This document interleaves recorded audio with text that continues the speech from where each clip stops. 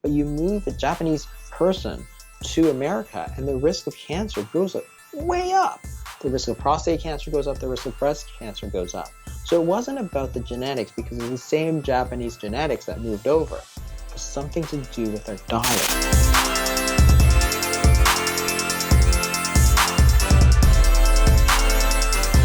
What inspired you to put so much time and energy into cancer research? The data you've compiled is absolutely fascinating. Thanks so much. I think it's because I approached it from a different angle. I didn't actually mean to write a book about cancer. I've written a lot about sort of weight loss. So as a kidney specialist, I deal a lot with type 2 diabetes, which is related to obesity. So I deal a lot with sort of metabolic health and that kind of issue. And one of the things that was sort of on the periphery of that was cancer. So as I started to look into that relationship between obesity and cancer, and type 2 diabetes and cancer, the story just got more and more sort of fascinating. And it's super interesting to me because it was actually nothing that I had learned before, because I went to medical school in the 90s, and the entire relationship between obesity and cancer, and type 2 diabetes and cancer, really wasn't sort of fleshed out until the mid 2000s.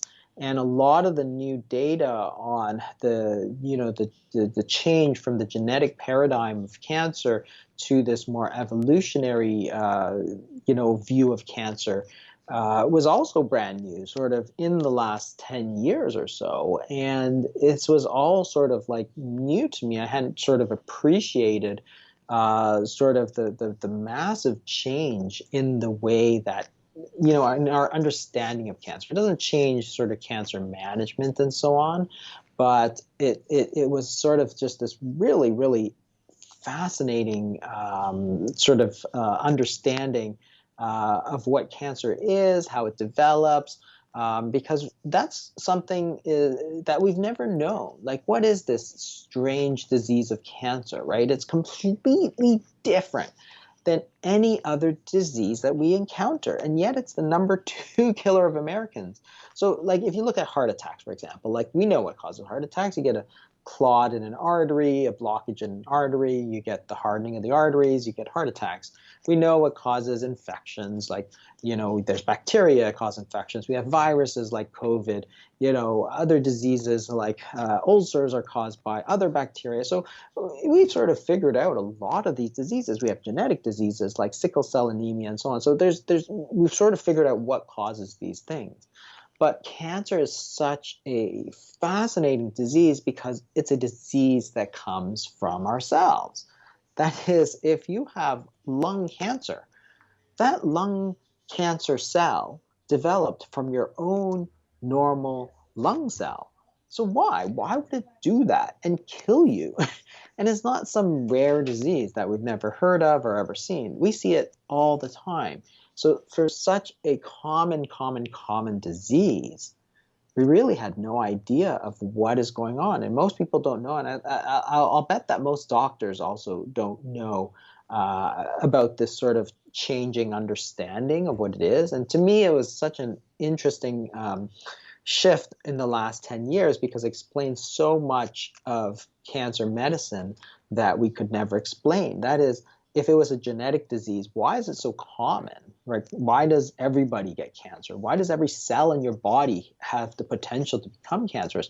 Why does every animal in the animal kingdom potentially have cancer? Like, why is it? It's clearly tied into something very deep in our evolutionary past. But, to put it all together was just so, to see it sort of the science unfolding and so on was just so interesting. So, as I'm not sort of a cancer researcher. I'm just sort of trying to put the story together for people to understand, to sort of appreciate what this disease has changed in the scientific view, and the implication of that to how treatments are now progressing. That is, we've sort of moved a little bit away from trying to fix these genetic changes, and we're trying to tackle it as an evolutionary disease that is using things like immunotherapy and adaptive therapy and all these new sort of modalities of cancer medicine that are just so promising.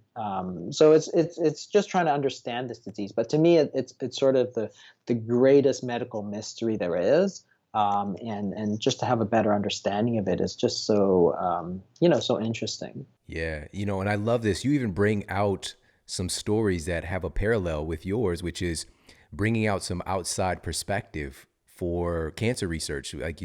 They recruited some physicists at one point. We'll talk about that hopefully a little bit later. But you having a different perspective, a different paradigm is so valuable because you're able to look at this from a new dimension. What we tend to see is we end up with scientific tunnel vision. And when things are kind of commonly accepted as true in medicine, we have to fight really hard. And you've got multiple stories throughout the book as well about paradigms with cancer and new research affirming things that are factual, taking decades to change. But you also take folks through a little bit of the history of cancer to start out. And can you talk a little bit about that? Because cancer has been documented throughout the long history of humanity. This isn't a new thing. Yeah, it's a really interesting thing that we've actually seen cancer even sort of as far back as we can find. So you can, in the fossils and so on, you can find ancient humans and ancient Egyptians in the writings. They've talked about cancer. Now it's a very rare disease because we know that cancer is a disease that tends to increase as you get older. And of course, life expectancy was much shorter, but it wasn't unknown. So one of the things that people often say is, "Oh, we don't know what causes cancer," and that's actually completely untrue. We know a lot about what causes cancer. In fact, you look at things like smoking. We know smoking causes cancer, right? We know that certain viruses cause cancer. We know that there are genetic things that cause cancer. We know that asbestos causes cancer. So there are many, many things that we know cause cancer, and those are called carcinogens. And there's a huge list of these carcinogens. You can find them on the internet. It'll probably take you 3 seconds on Google to find the World Health Organization and other organizations maintain these lists of carcinogens. So it's not that we don't know what causes cancer. We know lots about what causes cancer. It's how that sort of, smoking or asbestos or so on, how that carcinogen leads to the development. That's the sort of part of the puzzle that we hadn't quite figured out. How that sort of moves from smoke, tobacco smoke or asbestos, to lung cancer or to mesothelioma or whatever. And that's where the science has been in the last little bit. One of the things that's super interesting is that in the sort of 80s, 70s, and 80s, they started to look at what are the most important causes of cancer. Smoking was actually the number one, and diet is actually number two. So 35% of the attributable risk of cancer is attributed to smoking. So 35 for smoking and about 30 for diet. So huge, like a huge impact. And far dwarfing anything else like radiation and, chemicals and pesticides and all the other stuff that we worry about. And we do so rightfully, but diet was this huge factor, and that's sort of been untouched because there's all this debate about diets and again, the new science of the last 10 years is just starting to unravel the link between diet and cancer. So that's, Yeah. Another interesting Well, thing. that's the thing too, is that you go through all the different paradigms throughout the book of what we believe cancer is and where it comes from. And I think it would be really helpful right now is to, number one, because we've talked a little bit about what causes cancer, but what is cancer? If you can give us a summation of what cancer is, and then let's talk about some of these paradigms, because we've gone through multiple paradigms, and one of the big pieces that came out not too long ago were these kind of hallmarks of cancer as well. So let's talk about that. Yeah, so the if we go back to sort of the 1940s, so these are the modern paradigms of cancer.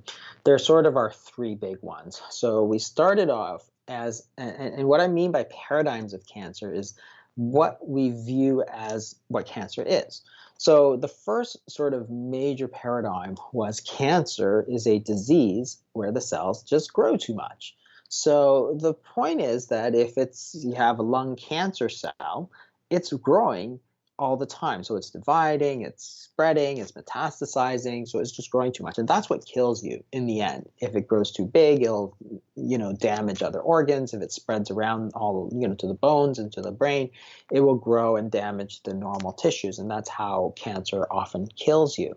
And this idea that it's a cell that grows too much is I'm trying not to be trivial. It sounds very basic, but it's not that basic. This is the 40s, and what the paradigm is, why the paradigm is important, because it informs how you treat it. That is, if this is a disease where the cell grows too much, well, then the answer is kill it.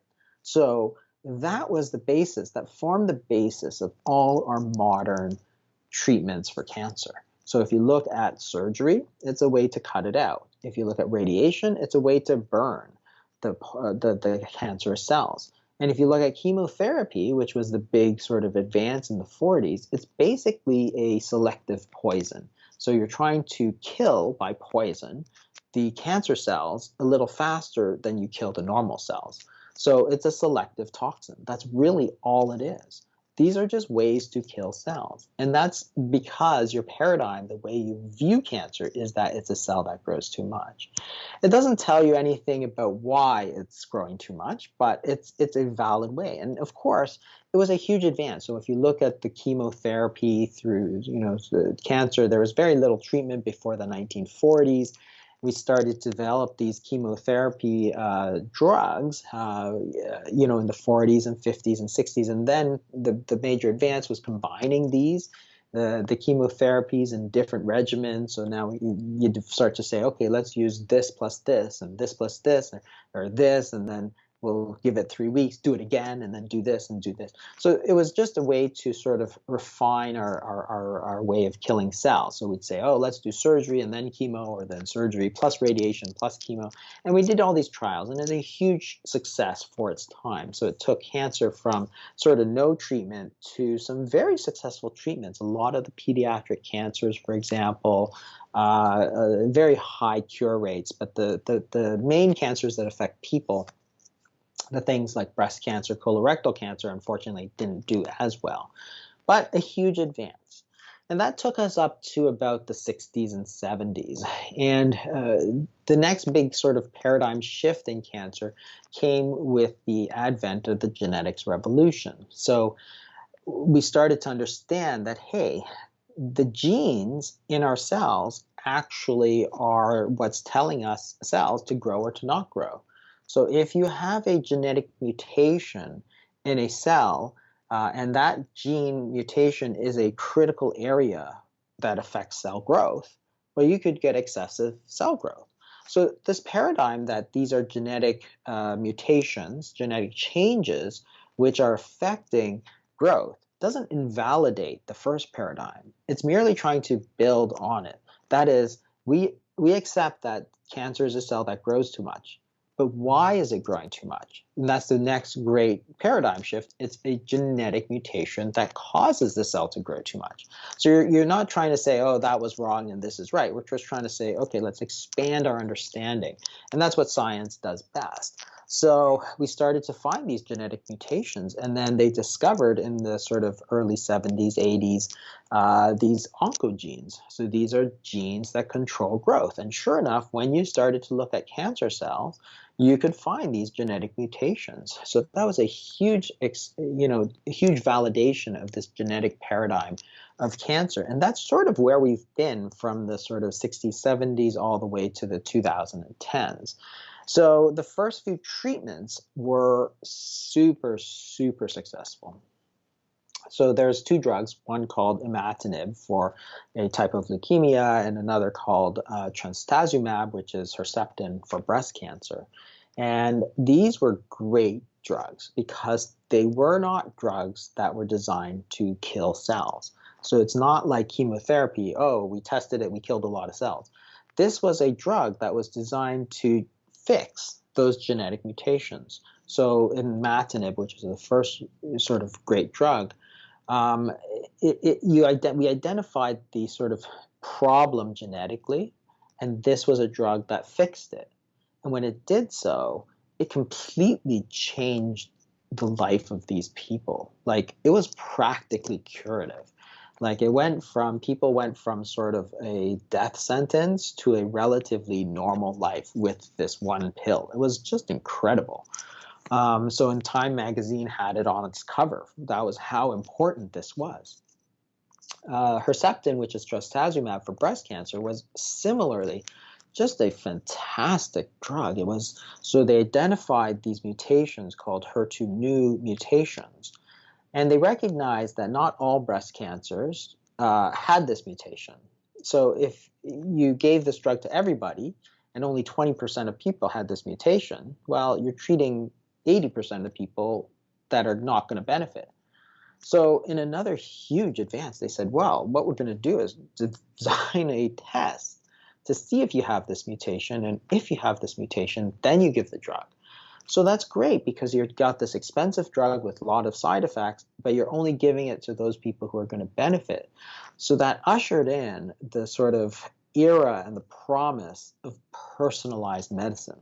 That is, the drug that we give person A is going to be different than the drug we give person B based on a test that we can do to see what kind of breast cancer they had. So not only genetic treatment, which was huge, but personalized medicine. So personalized, targeted medicine. So by the 2000s, we had these two drugs, and that was like it. Like we are on the verge of curing cancer, boys. Like that is how optimistic we all were. Like we thought this was just going to be done. So by the 2000s, we started talking about the Human Genome Project. And so the idea was you'd map the genes of a full human being. And remember at the time, I mean, it took like 5, 6 years. It took hundreds of millions of dollars. I mean, I think you could get it done in 24 hours right today, right? But at the time, it took a long time to do this.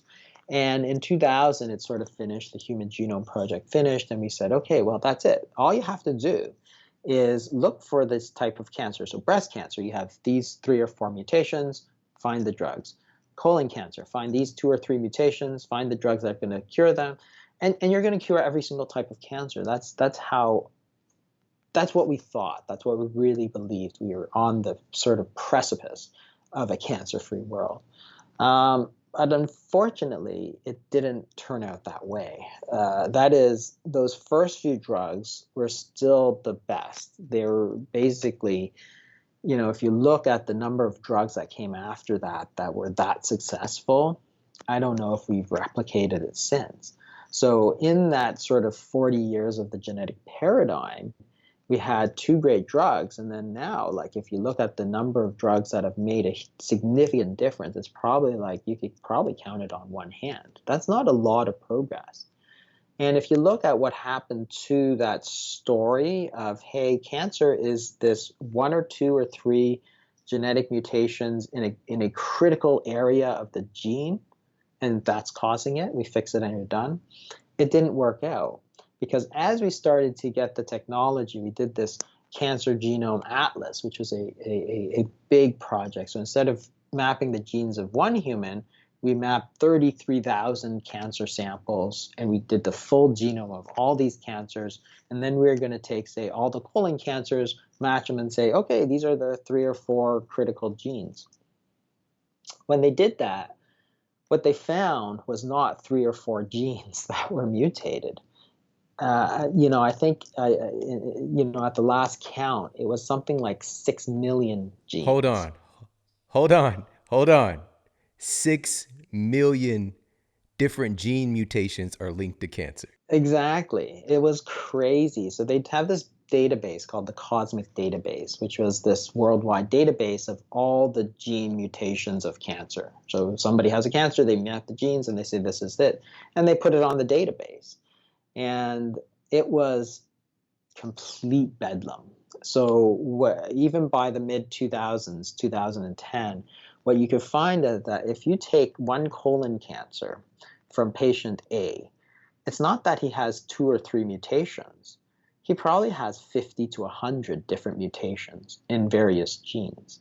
And if you look at the person next to him in the cancer clinic or the person next to her, they would have 50 or 100 mutations and completely different than patient A. So it's like this is going to be a huge problem because you can't treat somebody with 50 drugs. We don't have that many drugs. And the other thing is that you could use 50 drugs on patient A and you need 50 completely different drugs for patient B.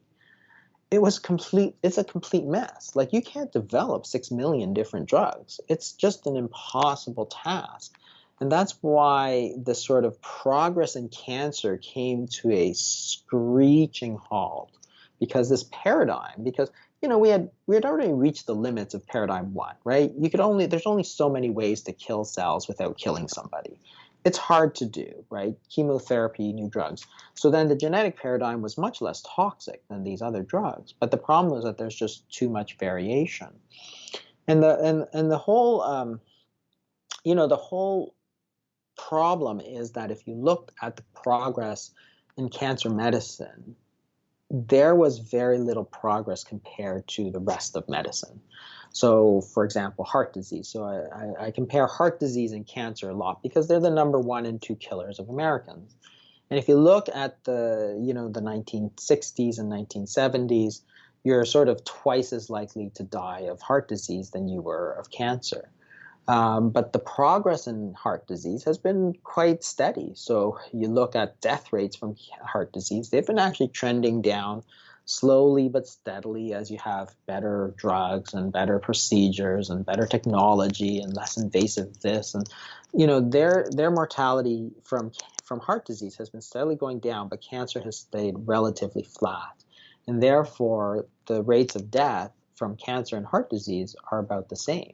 So you went from something which killed twice as many Americans, which, heart disease killed twice as many as cancer, to almost the same, which means that relatively progress in cancer medicine has been very, very slow. In fact, if you look at sort of survival after breast cancer, colorectal cancer, that survival hasn't gone up a lot in the last sort of 30 or 40 years. The treatments just haven't kept A up. big part of that looks like a big part of that in your research obviously is attributed to getting stuck in a paradigm where we're focused on these gene mutations. And then once this was actually mapped out, seeing that this was far bigger of an issue than what was once thought about. Now, what I would like to do, which is so wonderful, you highlight these throughout the book, is what are some of the causative agents behind gene mutations in the first place, and addressing these, which this is still kind of pruning the edges, but still this is an important thing. So some of the things, when we think about a gene mutation, we think that it's just a haphazard, like if there's this imminent gene mutation that's going to cause cancer. When a lot of the cases, that's a very small percentage that it just happens on its own. You mentioned this term earlier, and I want to dive in deeper here. You mentioned the term carcinogens. And so these are cancer-causing agents. These are things that effectively contribute to these gene mutations that can lead to cancer. And you mentioned this, and I do not want to bypass this. This is one of the times I had to put the book down and just think about it for a moment, how crazy this was. And one of those carcinogens really early on that was identified was asbestos. And you talked about the story of Dr. Leroy Gardner and his research around asbestos. And unfortunately, the suppression of the data for about 40 years and the connection with mesothelioma, that form of cancer. Can you talk a little bit about that, these carcinogens? In particular, let's talk about asbestos a little bit. Yeah, asbestos has been used for a lot of years. So you can find mentions of it in sort of ancient Rome and so on. And interestingly enough, they knew it caused a lot of lung disease because the workers in those asbestos mines, they would often get lung disease. So they were not doing so well. However, it became one of the sort of important materials of the industrial age, because as we started to build these great big engines and we had coal fired this and powered everything, the big risk was fire, especially on Navy ships. So as you got to World War II, people started using asbestos everywhere because it was fireproof. That was the main thing. You had this light material that you could weave and you could make it fireproof. And that was great because if you're designing something where there was going to be a big engine, then you could, make it fireproof. You can improve the safety of it. And that translated into the home. So they took that technology from World War II Navy ships and they basically said, well, we're making all this asbestos. The war is over. Let's put it in the homes. Um, Okay. because, yeah, it was sort of one of these things nobody anticipated. But of course, you know that if you buy a home from that, prior to the 1960s or something, there's a good chance it could have asbestos in it, and you have to go and get somebody to take all the asbestos out. Like even now, if you buy a house, you need to be aware of that. It's actually one of these things, and the real estate agent must disclose. Like it's by law, you have to know about it because it's such a dangerous thing. But anyway, so because this was such a great fireproofing material, it wound up in all the HVAC sort of areas of the home, sort of the heating and cooling, because you had a furnace and you didn't want the furnace to catch the wood that the house was built on. You didn't want the wood to catch on fire, so you'd wrap it in asbestos and all this stuff. So almost all the houses built in that era prior to us knowing about it showed that asbestos was there. So Dr. Gardner, but there was this sort of lingering doubt about asbestos and cancer.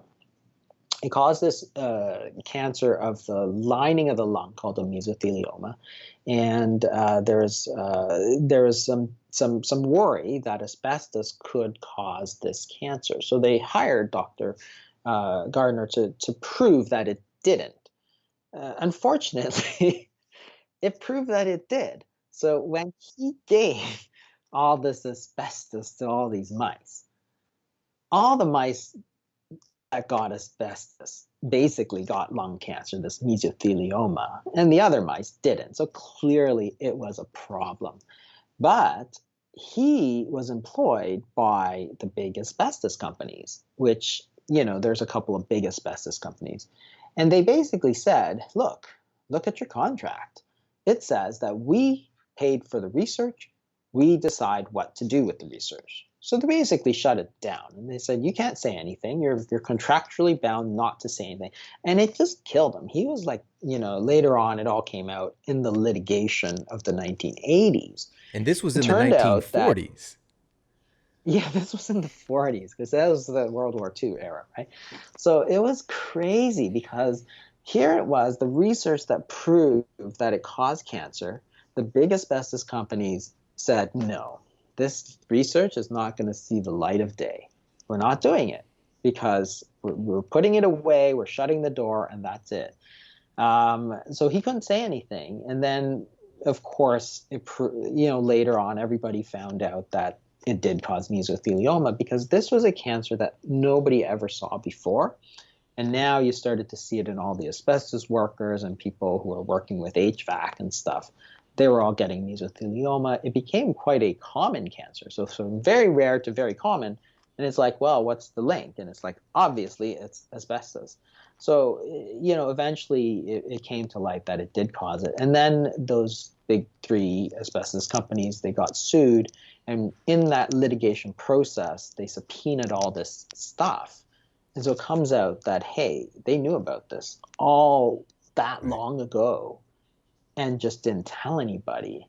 And I don't know how many thousands of lives it Oh but man. it was You tragic. And it was all because they wanted to, preserve their business. It was you crazy. put this in the book that mesothelioma in that time frame jumped up 1.5 million%.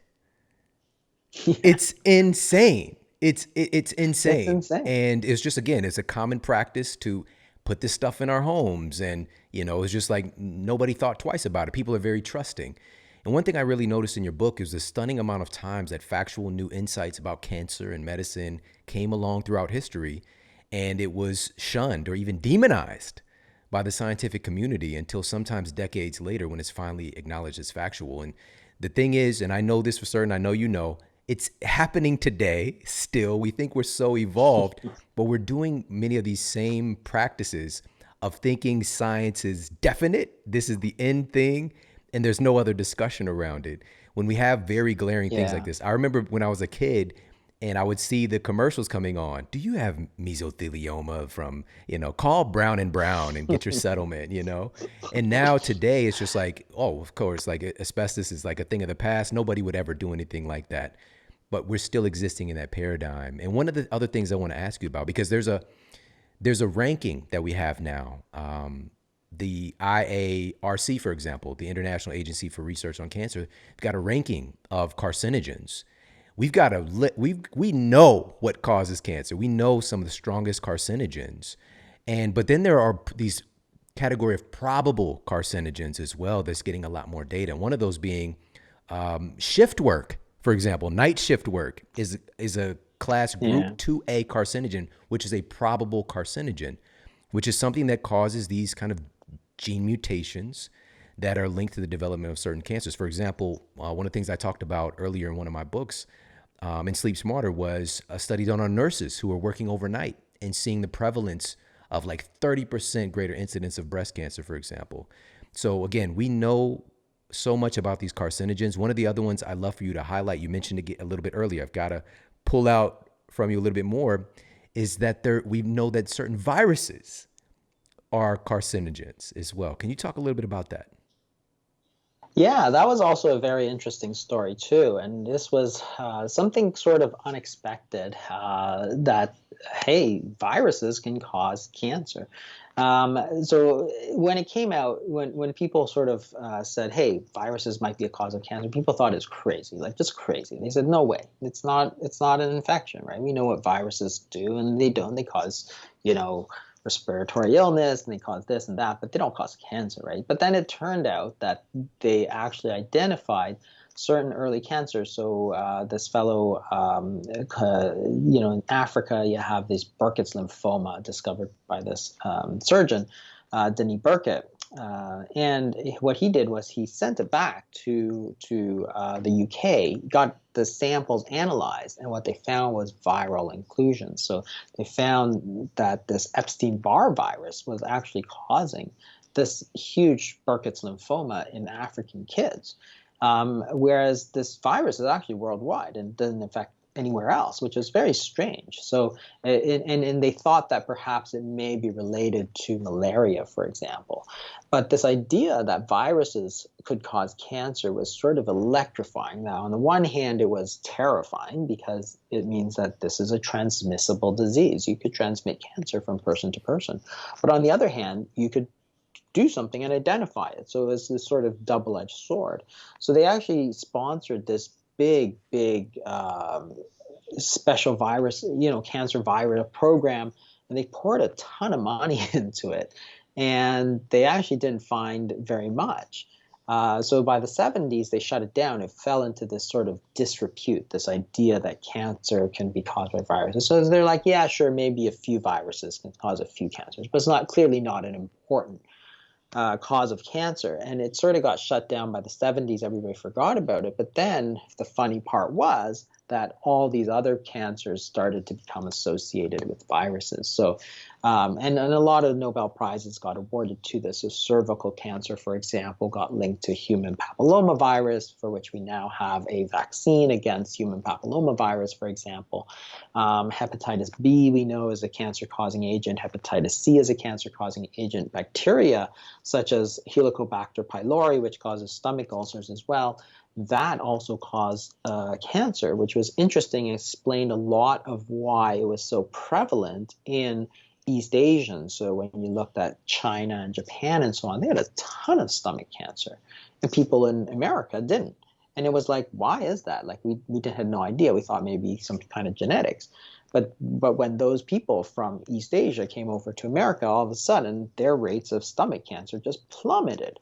And why is because they didn't have the same crowding and the sanitation was different. So H. pylori was much more prevalent in East Asia. And in fact, didn't actually start to, the stomach cancer has been steadily dropping since the 30s. And we had even no idea why. It's just because standards of living and sanitation were getting better. So there's less transmission of this Helicobacter pylori. So both viruses and bacteria can cause viruses as well. So, these are all classified as sort of class 1 carcinogens, well-established carcinogens now.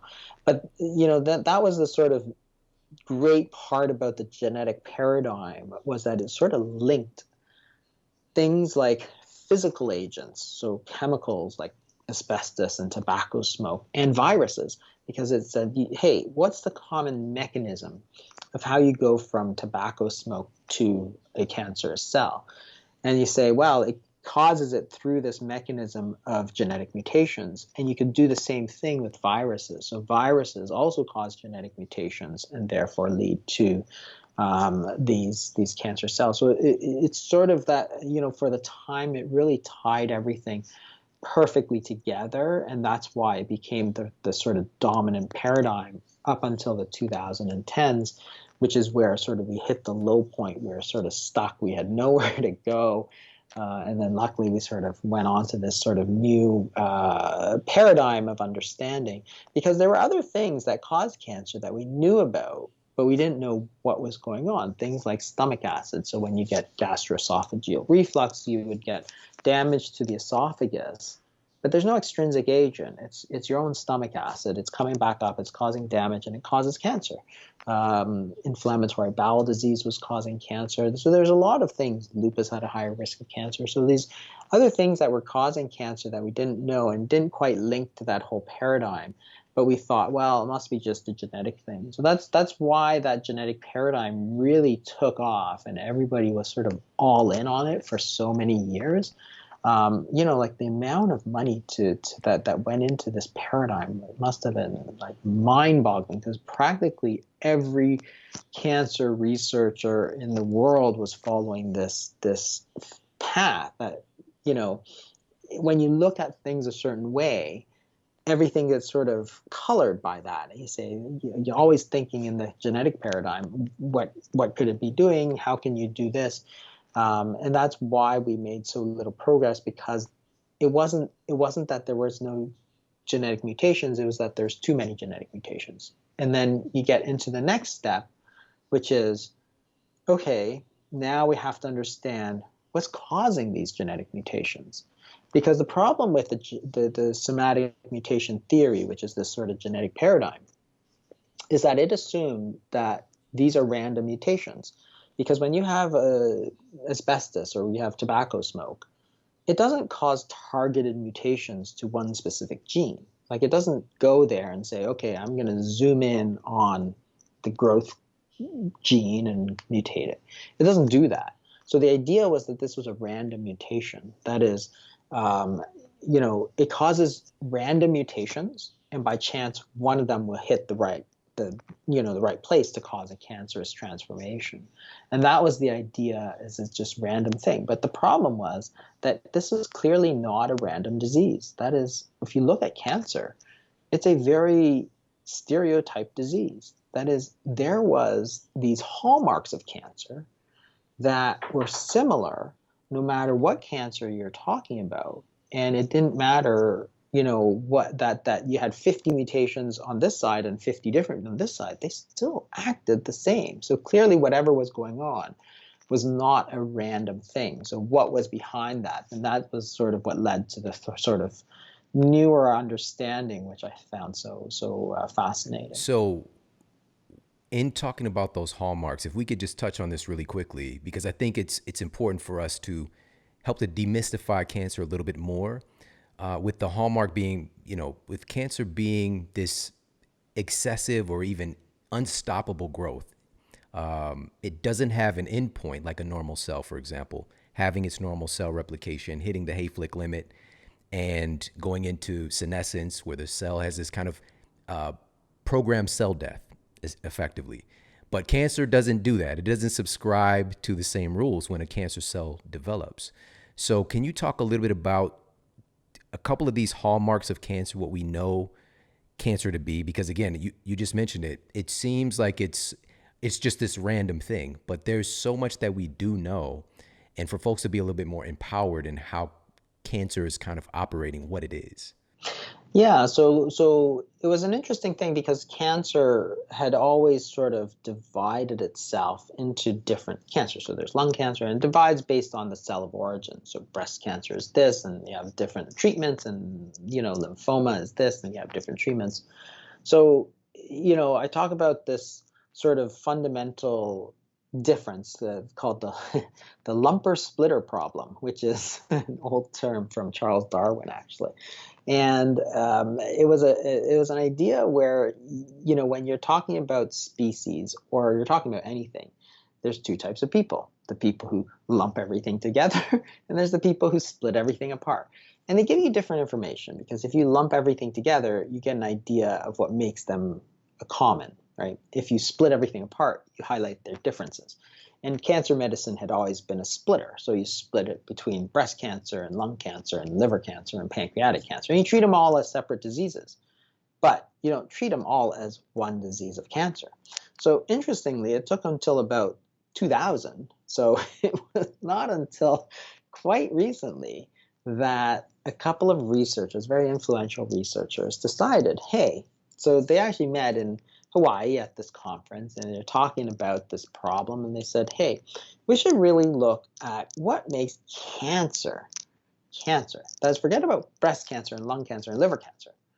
What is it about all these different types of cancers that makes them the same? Not what makes them different, what makes them the same? And so they decided, okay, we're going to get to work on it. So they published their paper in 2000 called The Hallmarks of Cancer. And they laid out sort of 6 things that they said were fundamental to the diagnosis of cancer, any cancer. And they didn't really think much of it, when they're writing about it, they say, we didn't really think much about it. They published hundreds of papers. So they thought it was just another paper. It turns out it became the most influential paper in the history of cancer medicine.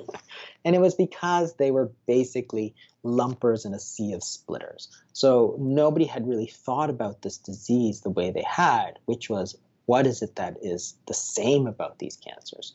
And there's technical things like the cells, grow and they become immortal, but you can break it down into sort of 4 essential things. One, they grow. Normal cells don't grow. That is, if you have a normal lung, it doesn't just keep getting bigger and bigger until it sort of pops your head off, sort of thing, right? It just stays the same size if you're an adult. So cancer cell doesn't do that. It will keep growing and growing until it pops your head off, and that's how it kills you. So they grow. Second is that they're immortal cells. So, and this was a great book called The Immortal Life of Henrietta Lacks. Henrietta Lacks was this lady who had cervical cancer. They took her cells, without her consent, of course, because this was very early on. And those cells just kept replicating. You can just keep growing them in culture over and over and over. And they still do that now. This is like, 80 years Rooted later from or something her like that. cells. There's like tons and tons of her cells being used like all the Yeah, time. they just keep getting over and over. Now, you can't do that with a normal cell. So if you took my liver cell, you can't keep growing it. After a certain number, sort of like, 40 replications, it will stop dividing. And we know why. It's called the Hayflick limit, and it's controlled by telomeres, which are these little end caps on your chromosomes. Every time you divide, it chops off one of these telomeres. When you lose your whole telomere cap, the cell says, that's it, you can't divide anymore. So if you took my cell, which is non-cancerous, put it in a cell culture, and you kept growing it over and over, after a certain period of time, it would just stop, and there'd be nothing you could do. So they're mortal cells, but the cancer cells were completely immortal. So they grow, they're immortal, they move around. So cells don't move around. That is, your liver doesn't just jump into the bloodstream and go hang out with your, eyeball. It just doesn't do that. So cells are put in their place, and they're tightly controlled. You don't just move around all over the place. But cancer cells do, and that's a very strange behavior. And then the fourth thing is that they have this very strange way of generating energy that is different than normal cells. So normal cells, like we use oxygen, in a process called oxidative phosphorylation, and we generate 36 ATP, which is a unit of energy. So for each glucose molecule, we get 36. Cancer cells don't do that. Even in the presence of oxygen, they will use anaerobic respiration, which is they use glycolysis, which gives you 2 ATP plus 2 lactic acid. So instead of generating 36 ATP, which is 36 bundles of energy, you get like 2 plus lactic acid. So it's like, well, this is weird, because if you have a cell that requires a lot of energy to grow, why are you not using this form of energy generation, which gives you 36? Why are you using the 2? It's like buying a sports car and then putting in, taking out your 200 horsepower engine and putting in a lawnmower engine with like 2 horsepower, right? Why would you do that? You want to go fast, right? It's like, why are you doing that? So that's another very strange, anomalous behavior of cancer cells. So they put together those 6 plus 2 more they added in an update in 2011, and they said these are the hallmarks of cancer. And that's what sort of led to this sort of part of the process of understanding what it is that's going on in the cell. Like, how are we looking at cancer that they are the same? And that's the sort of this evolutionary paradigm which we currently find ourselves in, which again is an attempt to explain what is causing all these genetic mutations. So it doesn't invalidate that there are mutations. It's trying to explain what is causing those mutations. Yeah, it's such an important, just fundamental insight that a lot of folks aren't educated about, especially if they have cancer or have cancer show up in their families, still not being educated about these very basic tenets. It's still just shrouded in mystery. Like, it seems so random, and it seems like we don't know what's happening, but we do.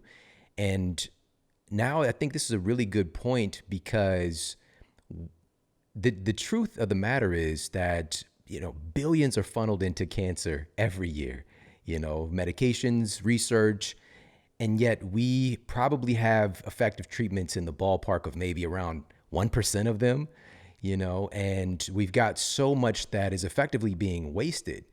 And a big part of this is one of my favorite parts of the book, has a lot to do with surrogate outcomes and folks really kind of understanding what that means. And so can you discuss a little bit of the data on that? Yeah, and this is the same as what we were talking about earlier with how companies can suppress the research that can be life-saving. And a lot of this is the same, and it stems from conflicts of interest. That is, if you have, and it's to do with who funds the research. If you have a corporation which funds research, well, obviously, they're only going to publicize the research that is going to benefit them. And they have every incentive to sort of disregard everything that doesn't. So when you do a study, as the public, we want to know, is it effective? That's not what drug companies want to know. They actually don't care if it's effective or not. They want to know, can we make money, right? It's a very fundamental difference. And there are many ways that you can structure a study that can make it seem effective, even though it's not. And these are the surrogate outcomes. So the only, when as patient, what you want to know is, does it keep the cancer away, and do I live longer? That's what's really important. But what happens is that those outcomes often take years. So in around sort of the 2000s, the FDA, in an effort to get more cancer drugs available, decided to loosen up the restrictions a little bit. So they said, well, instead of having to prove that people live longer with this drug, with the chemotherapy that you're trying to test, we can use surrogate outcomes. And so there's something called progression-free survival, and there's other things like partial responses and so on. So that if you, for example, could show that your cancer shrank by 50% or something like that, you could then say this is an effective medication. And then you could apply to the FDA to say, approve my medication, and then you can start selling it. And you can make a lot of money. But the problem is that those surrogate outcomes don't reflect the outcome that you want, which is, do you survive longer? Which is overall survival.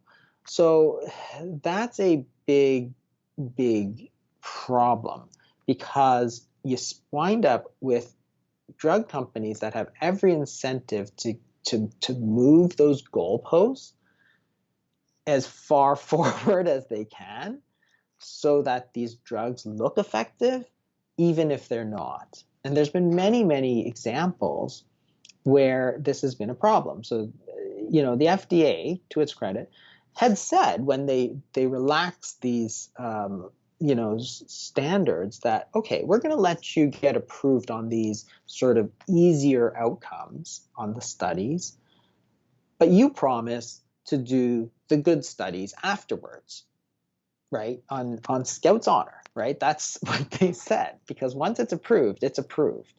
And they said, you promised to do that and we'll be all good. Turns out that most companies didn't do that. They didn't do the studies that came afterwards.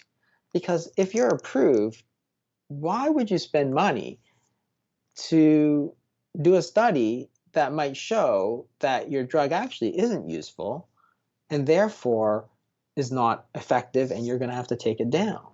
Like, they have no incentive to do that. So they kept doing that. And it's the same as the asbestos company, right? If you fund the research, there's a conflict between sort of truth, scientific truth, and a corporation's sort of bottom line. So that's the conflict. And so that's why it's so important to look at who funds the research in these things. And unfortunately, almost all research is funded by pharmaceuticals, which is how you get all these drugs that are marginally effective, but they cost so much money. And it's sort of heartbreaking because it's one of the big reasons for personal bankruptcies and stuff.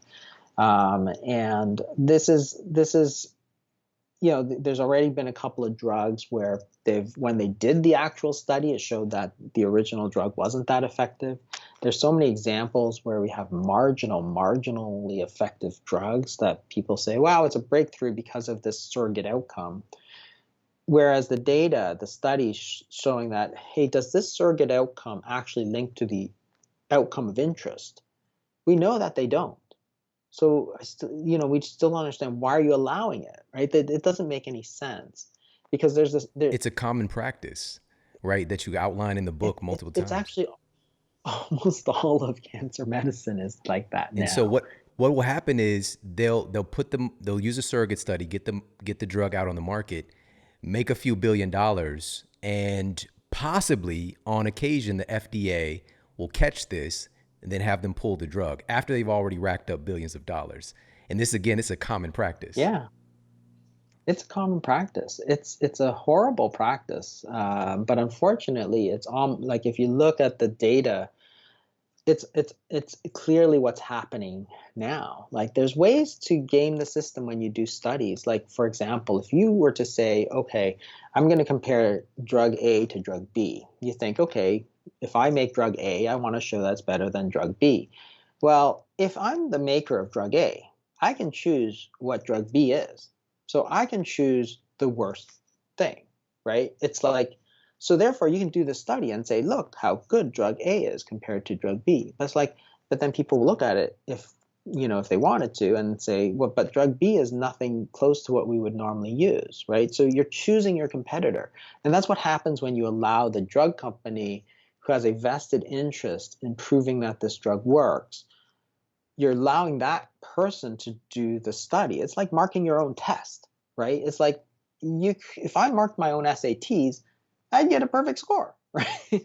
It's like, that's the same thing. You allow them to design the study, and it's happening to a degree, in fact, that's unprecedented, because not only do the drug company, they fund the study, but they find the people to do the study. And increasingly, when you read the medical literature, they're actually the ones writing the study in the journal. So the whole thing is basically, they're tilting the field as far as they can towards showing that this drug is effective when it may or may not be effective. And unfortunately, sort of like 80, 90% of the drugs are not much more effective than the old drug, what's available, but they cost sort of like 10 or 20 times more. So that's the sad part about it. It's a lot of people gaming the system to get to get to get sales, and it's obviously worked for And them. now there's a new model as well that just came into existence pretty recently, which is the FDA itself being funded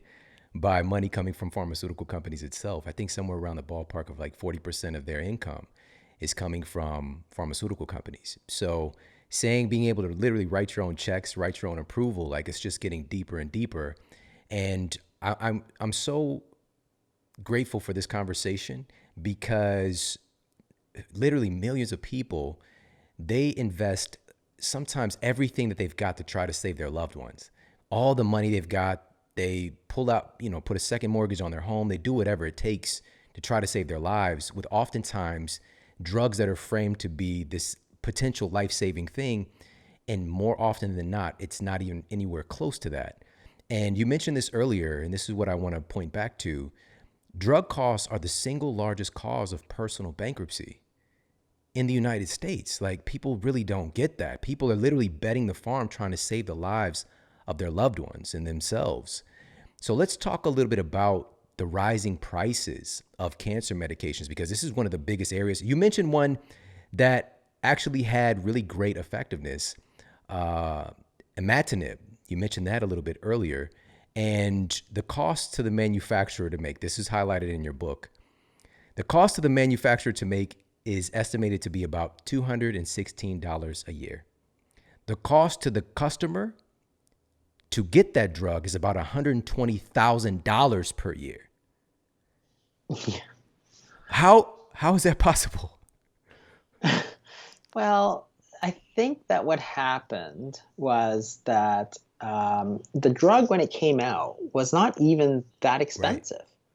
It was a few $1,000s. And when they priced it in 2000, rough in the early 2000s, they thought it was ridiculous. It was very high price for the time, but like sort of like a tenth of the cost of what it costs today. Sort of like a few $1,000s a year, not like a few $100,000 a year.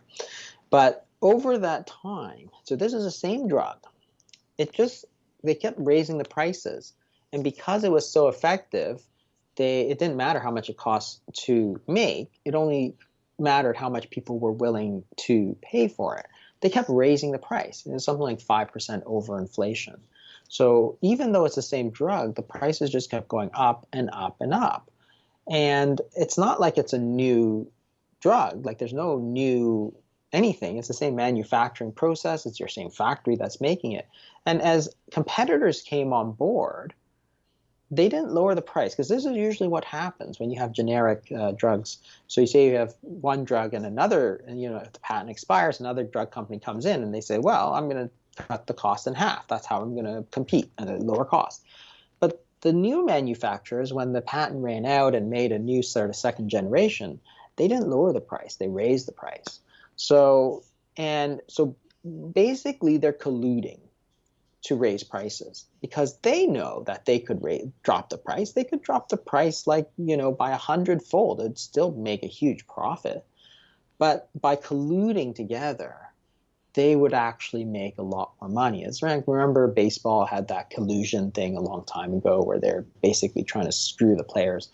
This is the same thing. The drug company is basically colluding to raise prices. So they have this understanding that they keep the prices high. Therefore, the consumer, which is us as the public, we have no choice, because you go with manufacturer A or B or C, they're all really high priced. They're all a few $100,000. So you're screwed no matter where you go.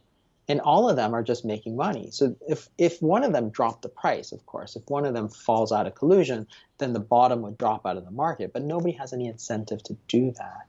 So the prices kept going up and up and up, and far in excess of what normal, inflation was. I always think back on that show. Remember Breaking Bad? That's such a great show, right? I mean, the whole reason he started selling crack or crystal meth was cancer Mm. costs. Even at I don't know when did it come out? 2010, something like that. Even in the 2010s, when that show came out, the drug costs were already so ridiculous that it was reasonable for a high school teacher to sell crystal meth to fund Yeah. his cancer medicines, right? It's crazy. It was already Right. believable at that time, and it's not gotten better, right? And unless people know about it and start to make noise about it, it's going to keep happening. It's collusion. Like this whole idea of drug companies funding studies to make their own drugs look better, raising costs, passing costs off.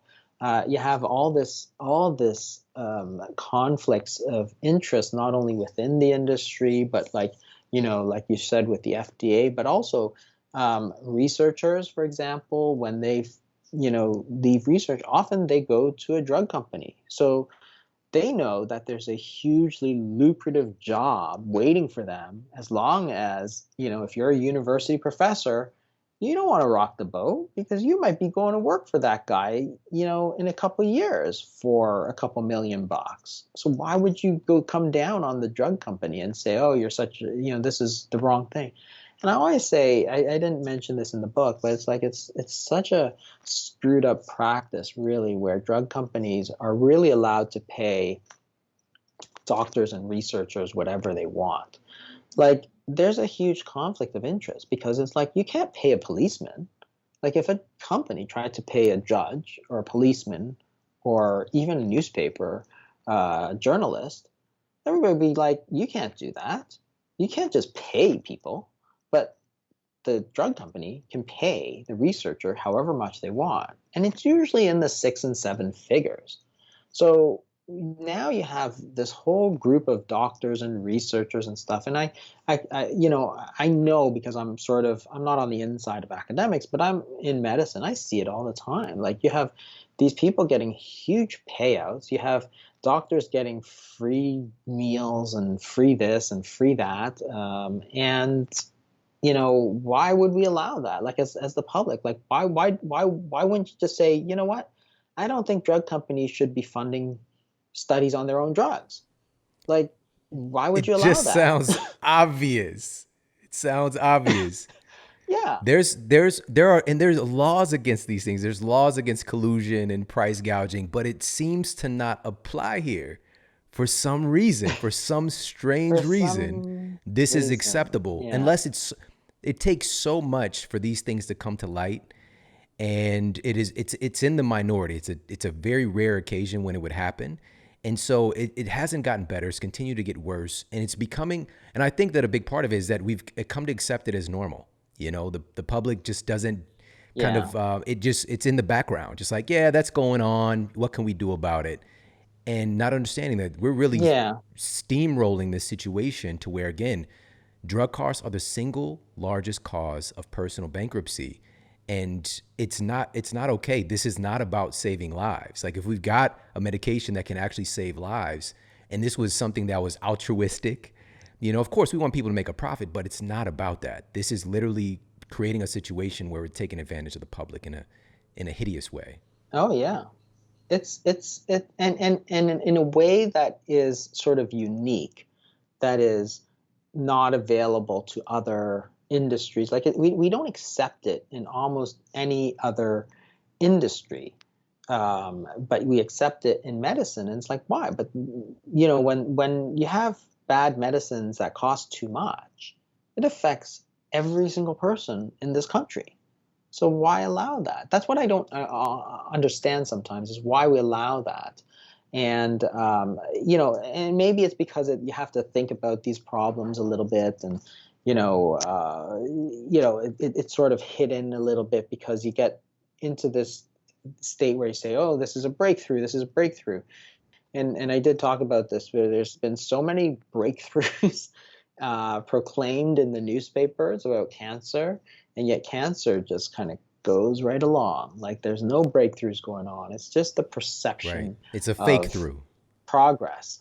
Yeah, it's exactly. So well, this It's is the part about your book that is the most the most affirmative and really enlightening, which is we don't have to participate so heavily in that universe. You know, again, there are some effective medications that have been discovered, but we're talking about a tiny, tiny percentage. For the most part, it's Yeah. understanding more so what are the causative agents here behind cancer, and let's operate at that level where it's actually effective. And you give this great analogy that I think it's just really a game changer of the seed and the soil. So let's talk a little bit about that. Yeah, so the seed is really about the sort of the genetic changes and how the evolution is playing a role in changing causing these gene mutations. But there's actually a lot more to it than that. And it gets hidden by this genetic paradigm that it's sort of this genetic lottery system. But it's not, because if you think about a seed, you can have the same seed. You plant it in soil, it grows. You plant it in the desert, it doesn't grow. Same seed, different soil. So clearly the environment plays a huge role. And what we've lost sight of by looking so closely at the seed, which is the genes, the gene mutations, the evolution of it, is we forget that there are populations in the world that have virtually no cancer.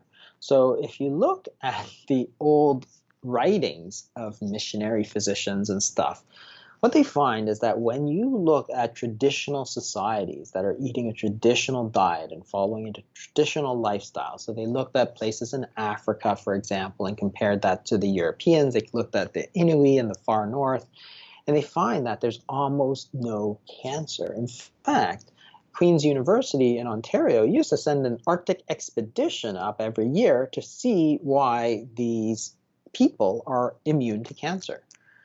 As they became sort of, more westernized, that is, eating bread and sugar and so on, Cheetos. as they, yeah, as they sort of came into away from their traditional foods, away from their traditional lifestyle, turns out they weren't immune at all. They got the same cancers as the rest of us. And same within Africa. So in Africa, these missionary physicians would go, and what they'd notice is that the white Europeans would get colon cancer. The Africans, following their own diet and traditional lifestyle, almost never did. As those Africans became westernized and started following sort of a Western diet, they got cancer. So they, in fact, called it one of the diseases of civilization. Not a great term, obviously, but that's what they called it. This was back in the 60s. So clearly what they found was that there's a huge environmental component. Where you live has a huge bearing, and the foods you eat has a huge bearing. If you take a more recent example, you can look at Japan, which is a very sort of modern nation, and you can look at America, and the rates of cancer are strikingly different. So you can't say that one is civilized and one isn't, because both are civilized. But you move a Japanese person to America, and the risk of cancer goes up, way up. The risk of prostate cancer goes up, the risk of breast cancer goes up. So it wasn't about the genetics, because it's the same Japanese genetics that moved over. It was something to do with our diet. And that was huge, because if you go back to that, what we talked about earlier, which is that the sort of attributable risk, tobacco was at 30%, but diet was right behind it at 30%. So what we need to know is not more about the genetics of cancer. What we need to know is, what is it about our diet that is making us get cancer? Because that's the important thing that we can actually do something about. And it turns out that there's been a huge amount of research in the last 20 years which has looked at this exact question. And it turns out that obesity is probably one of the major risk factors. Type 2 diabetes, again, one of the major risk factors. And it comes down probably to the high insulin levels. Insulin, we think of it as a metabolic agent. That is, you give it when you have type 1 diabetes. Insulin is a hormone that goes up when you eat a lot of refined carbohydrates, for example. Insulin spikes way up. Turns out that it's a nutrient sensor. That is, it tells the body that nutrients are coming in, but it's a very highly potent growth factor. So if you put the seed, which is that sort of cancerous seed, in the soil that is highly promoting growth, you are going to get the growth of those cancerous seeds.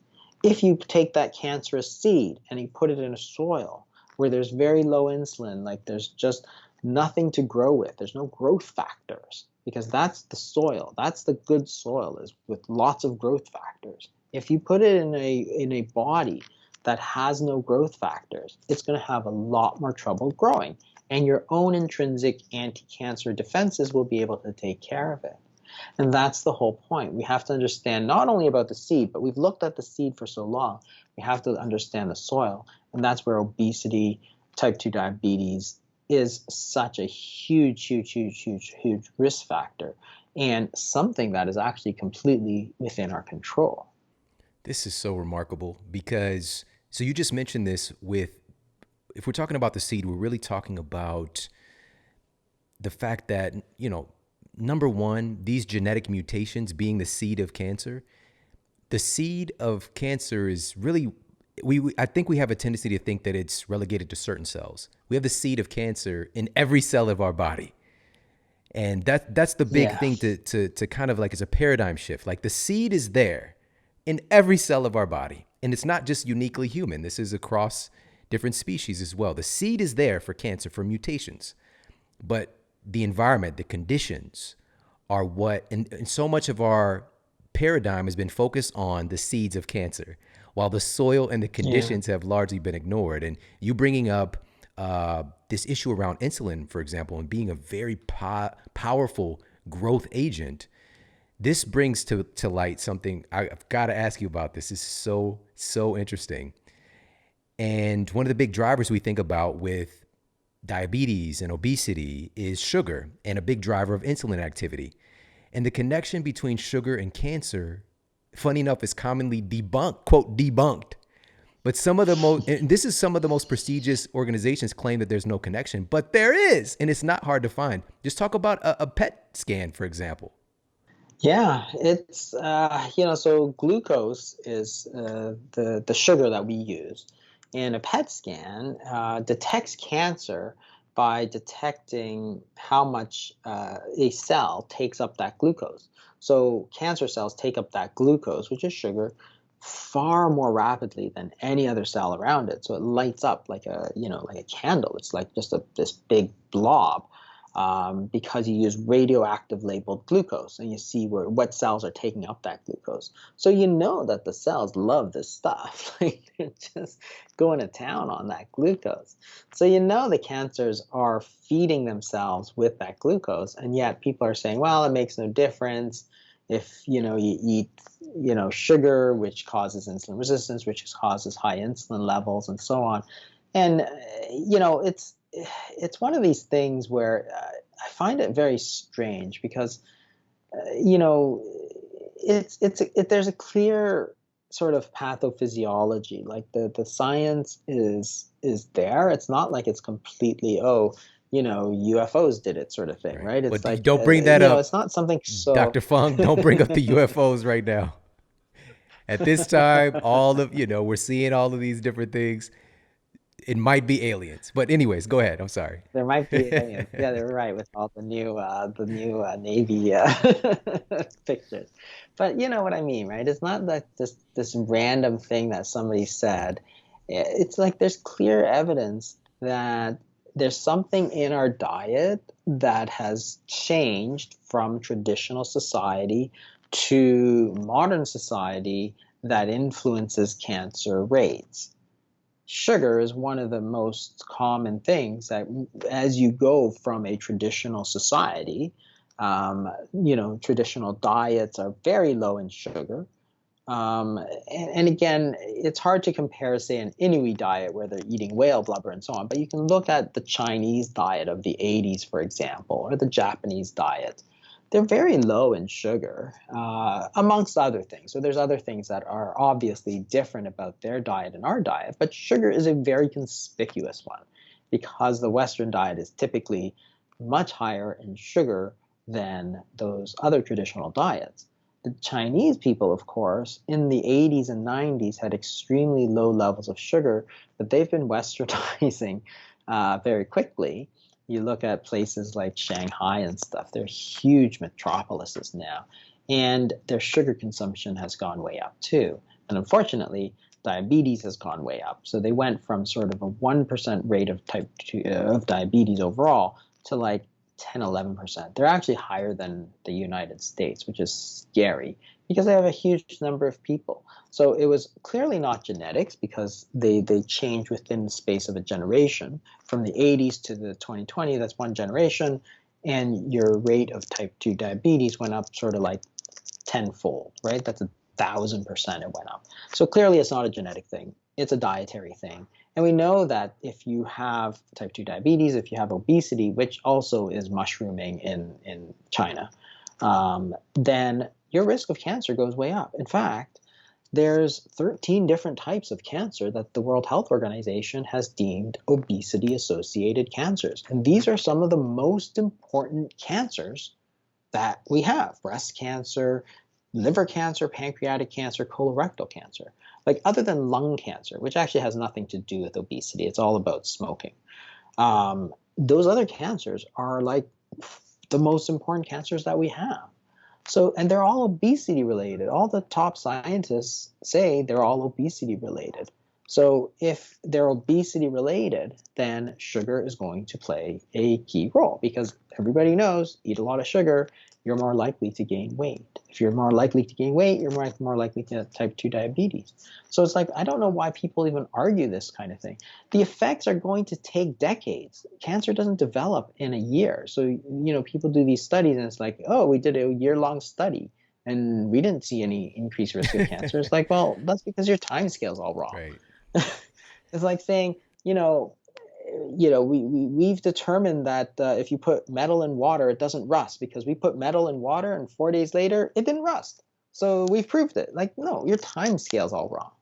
Cancer takes decades and decades to develop. So you can't see the effect right away.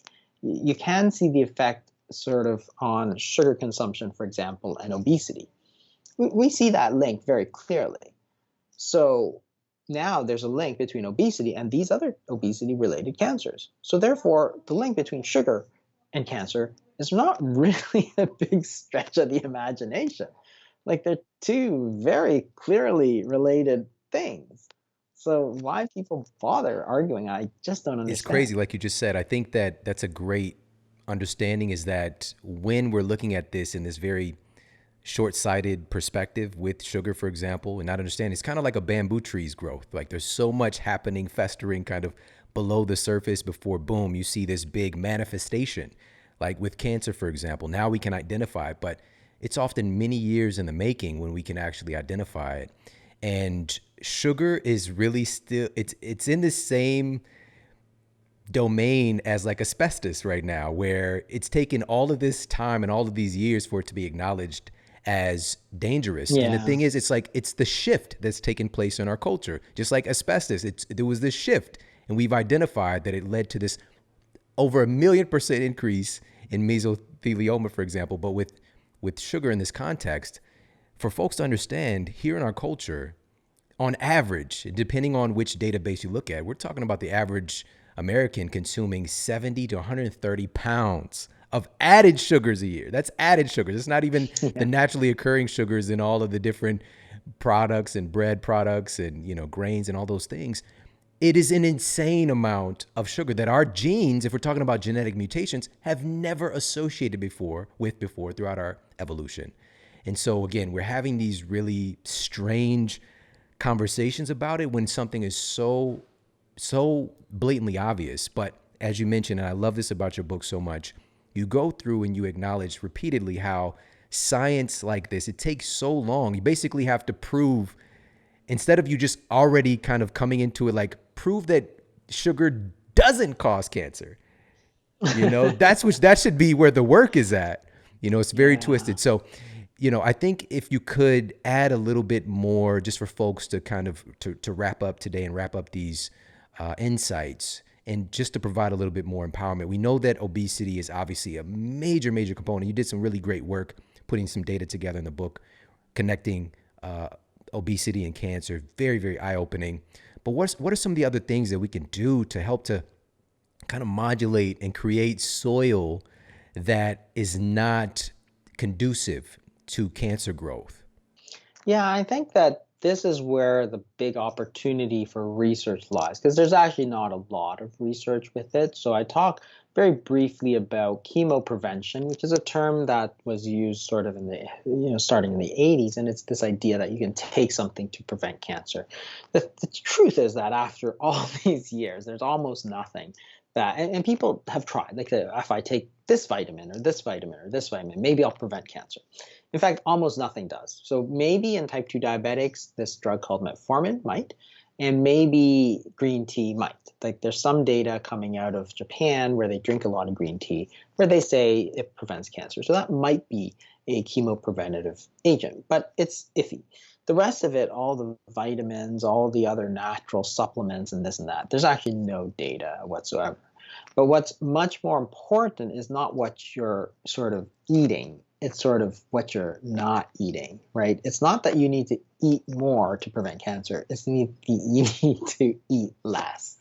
And certain things are worse for you than others. Eating less sugar is a big one. Eating less refined food, eating less refined grains, because those are the foods, and we know this for sure. If you eat refined grains like muffins, like which is made out of flour with a lot of sugar and other stuff, it's going to spike your insulin levels because of just the way it's made. So if you spike insulin levels, and insulin is a growth factor, well, that's going to, anything that promotes growth is going to be pro-cancer as well.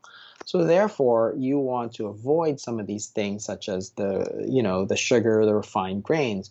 And that's just based on sort of knowledge, because if you can prevent obesity, and we know that if you eat a lot of sort of white bread and sugar, you're more likely to gain weight. I mean, that's sort of, most people have acknowledged that. And the other thing that's very interesting is this sort of ancient practice of fasting, because again, here's a practice which has been around for thousands of years.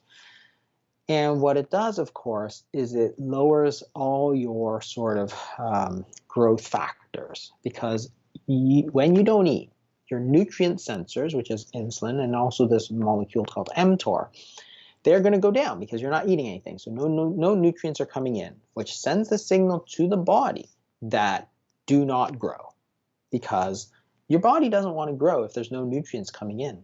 If you are sending this message to the body that says do not grow, that is going to be a soil that is not conducive to the growth of cancerous cells. And cancer grows faster than anything else. So the point is that you can actually do these things, such as eating sort of unrefined foods, fasting, and these are the same things that you see in a lot of traditional societies, as well as a lot of the societies that are, have low rates of cancer, like the sort of 1980s China and 1980s Japan and so on, where they're eating a lot less of things, but they're also incorporating these ideas of fasting. Like they're not like, people don't think you're crazy. Like it's just part of what you do over there. And people here used to talk about it too, like it's a cleanse, it's a detox.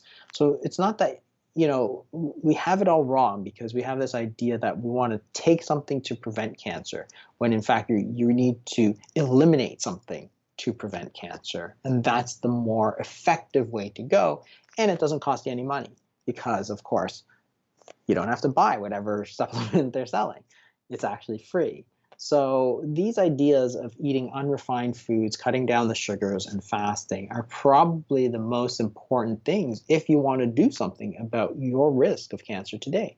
And if you are able to lose weight, if you are able to reverse that type 2 diabetes, we know that obesity and type 2 diabetes are going to increase your risk of obesity-related cancers. So if you move yourself away from there, by low-carb diets, by eating unrefined foods, by fasting, you're very likely going to lower your risk of cancer. I don't know that for sure because the studies aren't done, but the problem is the time scale of those studies, that would take like a 15, 20-year study to do. By that time, it's, you can't implement it because that's so much later. But you can implement it today, because those are all parts of what we've done traditionally. So I think those are great things to do to lower your own risk of cancer for these things. And it all comes back to not the sort of genetics of it, But the sort of environment, the sort of the soil part of things, that's what we need to focus on, because that's what we can do something about right now. Right. It's so powerful. And, again, it's one of those things where we should try to prove that fasting doesn't change the soil in a positive way, because it's kind of obvious on the surface if we look at, like you mentioned, mTOR, autophagy, all those benefits, enhanced immune system performance in some context, which is another one of those hallmarks, is the immune system not being able to take the cancer out. So just really creating a better environment for health to exist. Let's say that. So a soil that's more conducive to health rather than cancer. And so you talk about, you mentioned these tools. You've got a tremendous amount of work out there with the obesity code, the diabetes code, and now the new book right here, the cancer code. The most recent book, I know you've got something else up your sleeve coming soon, but this, and I shared this with you when we first connected, that I feel this should be mandatory reading for the public at large, but truly for folks who have cancer exposure in their life, where either they're diagnosed with cancer, somebody they care about, to get an underlying education that is so often left out of the context that we exist in right now. It's very much shrouded in mystery. It's so much experimental things without a lot of proof, and just giving people a new way of looking at things and feeling more empowered. So this book is incredible. And thank you so much for your brilliance and your time and energy going into something like this. And I know it's an adventure as well. Can you let folks know where they can pick up your book, and also where they can connect with you and learn more?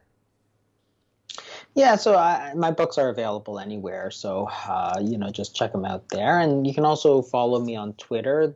My hashtag is at Dr. Jason Fung. You can also go to my website at thefastingmethod.com, and also check out my YouTube videos. Just look up my name, Jason Fung, and there's a lot there about weight loss, fasting, and that kind of thing. Not so much on cancer yet, but I'm releasing videos sort of every week, so I'll get to it eventually. Awesome. Well, I appreciate you truly so much for putting this work together, and can't wait to see what you do next. Hey, if you like this video, make sure to check out this video right here to up-level your health today. At the end of the study, they found that when individuals were well rested, they burned 55% more body fat just by getting more sleep. And so the question is, how does this happen?